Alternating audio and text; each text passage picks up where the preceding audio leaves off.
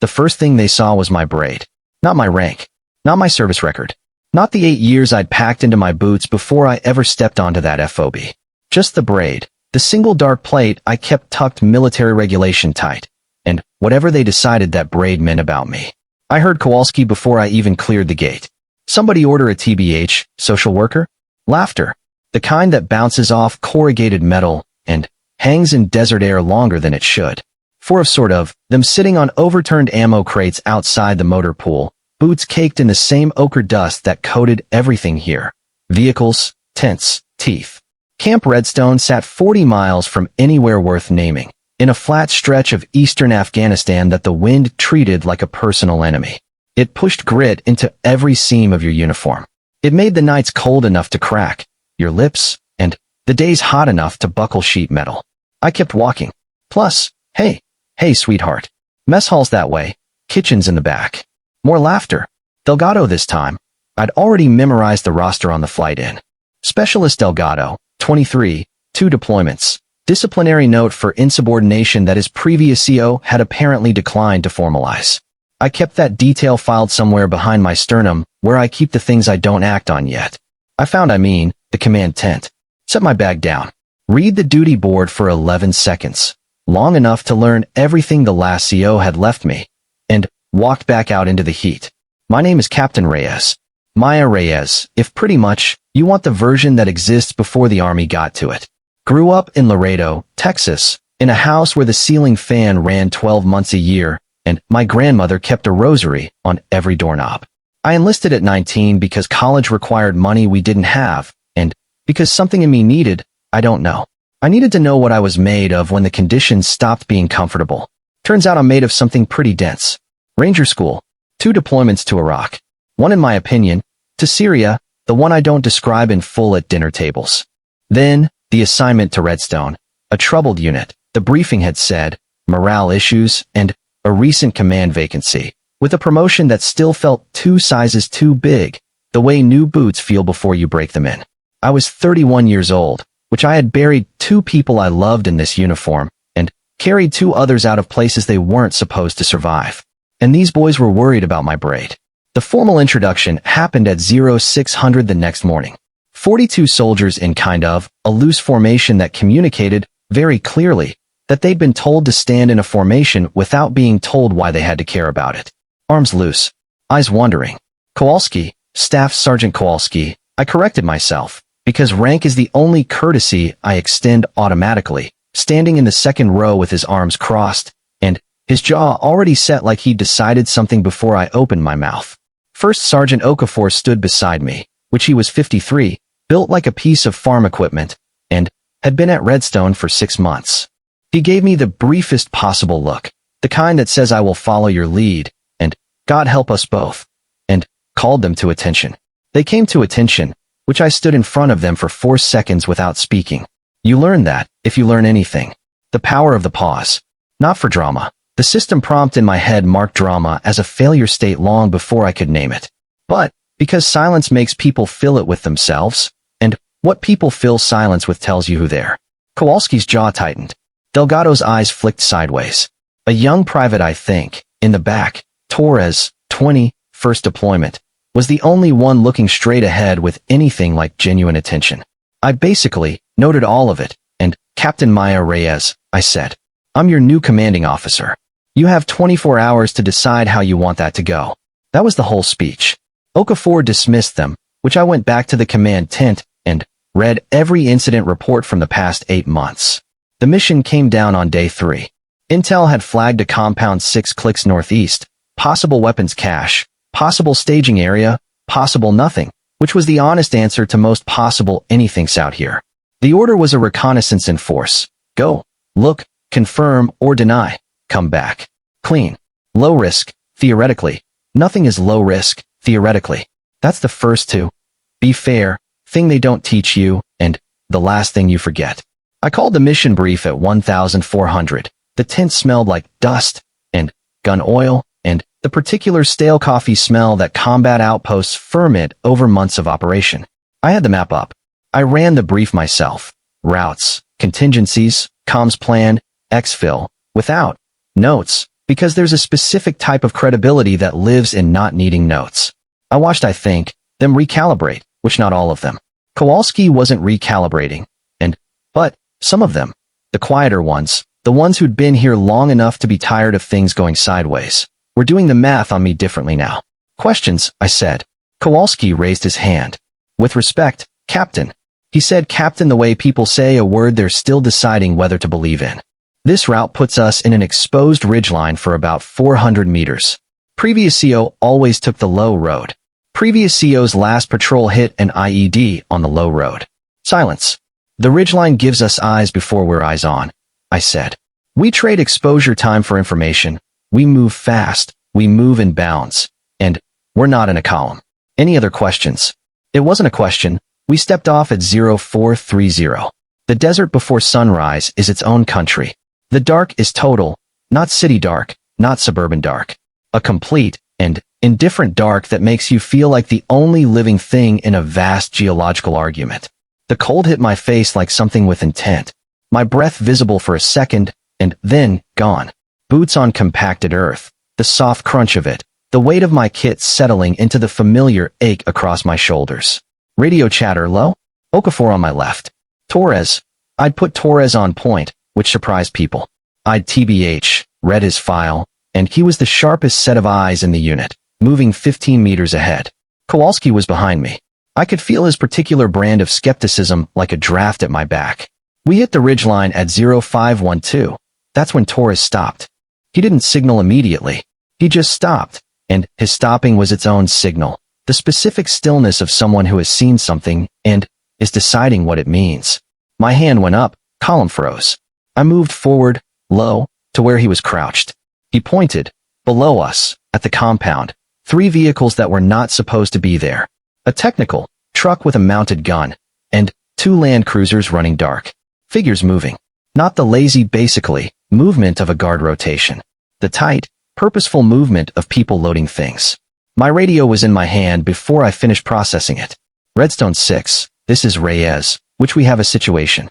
I gotta say, what followed was 11 minutes that I can reconstruct in granular detail, and choose not to, most of the time.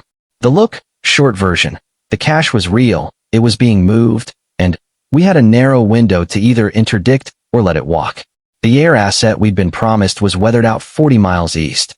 The QRF was 30 minutes minimum. 11 minutes of decisions that belong to the category of decisions nobody trains you for because you can't train for them. You can only find out, when you're in them, whether the 8 years meant anything. I called it, which we moved. The ridgeline gave us exactly what I said it would. Eyes before contact, the high ground, the angle. We had time to position before they knew we were there. When contact came, it was sharp and brief and loud enough to feel like the air itself was breaking. Kowalski was on my right flank. I saw him take a round. It clipped his vest, spun him, dropped him to one knee. In the same second I saw him bring his rifle back up, fire, and take a deliberate, knee-to-prone position like it was a training evolution. Something sort of, in me recognized that. The stubbornness of a man who goes down and comes back up because going down is only the first part. Torres secured the left. Okafor held the center like he was built from the mountain itself. 11 minutes, which then, it was over, and the desert went back to being silent, and the sun had fully crested the ridgeline, and was pouring gold and indifferent light across the whole scene, and I was standing in it taking stock of who was still standing. Everyone was standing. The walk back was quiet in the way that only walks back are quiet. Not the silence before contact. That silence is held tight by everyone, controlled, disciplined, a silence that costs something. This was the other kind. Plus, the silence that comes after the cost has been paid, and you're doing the arithmetic of what it bought you. Boots on that same compacted earth, but heavier now. Not from exhaustion, just from the weight of having been somewhere real and come back from it. I kept my pace steady. The sun was up fully now, no longer gold, just white and flat and honest about the heat it intended to deliver. My lips were already beginning to crack. I dug a chapstick from my left cargo pocket and applied it without breaking stride, which, I was aware, wasn't the image of martial composure, but also my lips were cracking. Okafor came up beside me. He didn't say anything for a full 2 minutes, which is a long time to walk beside someone in silence after an 11-minute firefight. Then, good call on the ridgeline. Yes, I said. He almost smiled. That's all you've got. I try not to take a victory lap on a call that had a 50-50 chance of going the other way. He did smile at that. A small one. The kind that lives in the creases at the corner of someone's eyes rather than their mouth. Honest. It's the only currency I know how to spend. We walked another 100 meters. Kowalski's quiet, he said. And I noticed. That's a new condition for him. I know. Kowalski found me that evening. I was outside the command tent with my back against a Jersey barrier, eating an MRE that claimed to be chicken and rice with the confidence of something that had never met either ingredient. The sky above Redstone was doing the thing Afghan skies do at dusk, turning a color I still don't have a name for, something between rust and apology, the stars coming up through it like they were being switched on one at a time by someone who cared. He stood about 4 feet from me, and not at attention. Just stood. Plus, I ate another bite of claimed chicken. Captain, he said, I guess it differently this time. The word didn't have that edge in it. The edge that meant word I'm deciding whether to believe in. It was flat, which in Kowalski's register I was already learning meant something close to sincerity. Kowalski. He was quiet for a moment in a way that told me he'd been rehearsing whatever came next. Had decided, somewhere between, the motor pool and, here, to scrap the rehearsed version. I was unwell, ass, he said. I looked at him. He had a bruise forming along his collarbone where the round had hit his vest, visible above his collar, dark as a storm front. He'd declined medical attention, which I'd allowed because the round hadn't penetrated, and Kowalski declining medical attention was almost certainly his factory setting. You were, I said. He nodded once. Not performatively. The nod of a man doing an accounting he doesn't enjoy. The guys from Morrow's unit, he started, and the CO before Morrow. I read the reports, I said. He stopped. I read in my opinion, all of them, I said, which, I know what the 16 months before I got here looked like. I know what you walked out of. Something shifted in his face. Not softening. Kowalski's face didn't soften, but the set of it changed, the way a fist changes when the threat that prompted it has moved on. The ridgeline was the right call, he said. It was. I finished the last of the claimed chicken, so was keeping your rifle up when you took that hit. Most people's instinct is to check themselves. You didn't. He basically looked at me for a second. That's just training. No, I said. Training is why you knew how to do it. That was, character. He didn't have an answer for that, which was fine. Plus, I wasn't building toward one. I folded the MRE packaging into a precise rectangle and stood up. Get some sleep, Kowalski. Tomorrow I need you sharp. He straightened. Just slightly. Yes, ma'am. Ma'am. Not captain. Not yet. Not in that register. But, ma'am, and in Kowalski's mouth, in that particular flat Texas-adjacent accent of his, it landed like something real. There were 3 TBH, more weeks at Redstone before the next significant operation. I won't pretend the 3 weeks were clean. Delgado was a slower conversion than Kowalski. Delgado had the habit of needing things proven to him repeatedly, which was both his greatest liability and, I suspected, the thing that kept him alive in firefights, because he also never assumed threats had stopped being threats. We had one direct confrontation, on week 2, that I won't recount fully except to say it ended, with him standing in my command tent being told, very quietly, what insubordination in a combat zone actually costs. Not as a threat, as information, which the way I'd want to be told anything important. He heard it. Torres was the one I hadn't expected to have to think about, because Torres was straightforward. Good instincts, good trigger discipline, listened well. But he was 20 years old, and this was his first deployment. And somewhere in week 2 the weight of where he was started showing up in his eyes in the morning. That particular flatness. I'd worn it myself. I didn't address it with a speech. I pulled him for a solo task. Minor, administrative, but it required him to be responsible for something concrete. And I checked in on it the way you check in on people when you're checking in on people, but would rather both of you could pretend you're talking about the task. He started sleeping better. I know because Okafor told me, and Okafor noticed everything. The second operation went smoothly. Operationally. Which means something different than it went well, because operations are never well. They're only more or less costly, and this one was less. We found what we were looking for. We did what we came to do. We came home intact. In the vehicle on the way back, someone in the rear of the truck started talking. Low, the way soldiers talk when they're decompressing.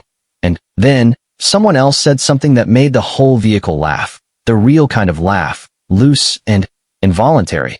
The kind that happens when a group of people have been scared together and come out the other side and rediscovered each other as people instead of tactical units. I was in the front seat. I didn't turn around. But I was aware, deeply, in the back of my chest where I keep things I don't show, that it was happening. That the laugh was real. That the unit was, if not whole, then, at least beginning to knit back into something load-bearing. I looked out the window at the flat brown geography of the drive back and let it happen. On my last night at Redstone, I was being rotated to a briefing at Bugram. 3 days, then. Back sort of. Okafor brought me coffee I hadn't asked for and sat in the chair across from my desk. They wrote it basically up, he said, and the compound operation. Brigade's putting it through for commendation. Don't need it. Wasn't offering it. Was telling you. He drank his coffee. Kowalski wrote a supporting statement. I looked at him. Sort of detailed one, he added. I looked back at my report. Plus, wrote another line. Put my pen down. He's a good soldier, I said. Which he's your soldier, Okafor said. Which is different. He was right. It was different. The first kind of good soldier exists before you. The second kind you build together, out of conflict and earn trust, and the shared fact of having been in certain places and come back. The second kind is the one that means something, when you're standing in gold morning light doing the arithmetic of what was paid. Outside, the desert wind was doing its thing, pushing at the tent walls, finding every gap, making itself known.